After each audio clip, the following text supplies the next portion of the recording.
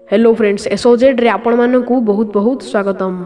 आम हिंदू धर्मर पुराण शास्त्र बा ज्योतिष शास्त्र रे प्रत्येक रे लेखा अछि कि जदि जीवन रे भल जीवन साथी मिली थाए तेबे आम जीवन सुंदर और सुखमय होई थाए। सेथिपाई आमे विवाह पूर्वरु जातक मिलाई थाउ और अनेक विधि मध्य पालन करि थाउ काहेकि ना आमे समस्त चाहू थाउ जे जहाकू भी विवाह करू से आमर भल परिवार पई मंगल होई थाउ।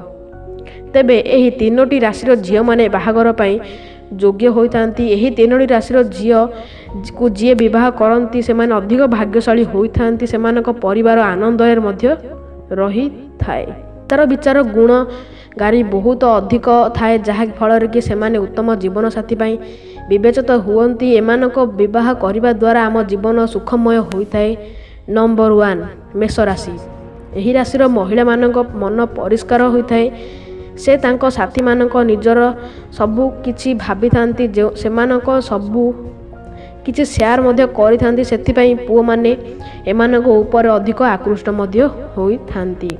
एमानक भावना रे सत्यता थाए कारण एमाने एमानक साथी ऊपर सर्वदा सकारात्मक भावना आनी थांती। एही राशि महिला माने परिवारर अधिक जत्न मध्य नै थांती। एणु एही राशि झियो माने विवाह करिया पे उपयुक्त अटंती। नंबर 2 हेउची कर्कट राशि। एही राशि महिला माने भावुक स्वभावर अटंती। एथिपाई निज जीवन साथी को मध्य बहुत भल पाती। एमानक पई निज परिवार ही सबु किछि होई थाए और परिवार को अधिक ध्यान रखंती।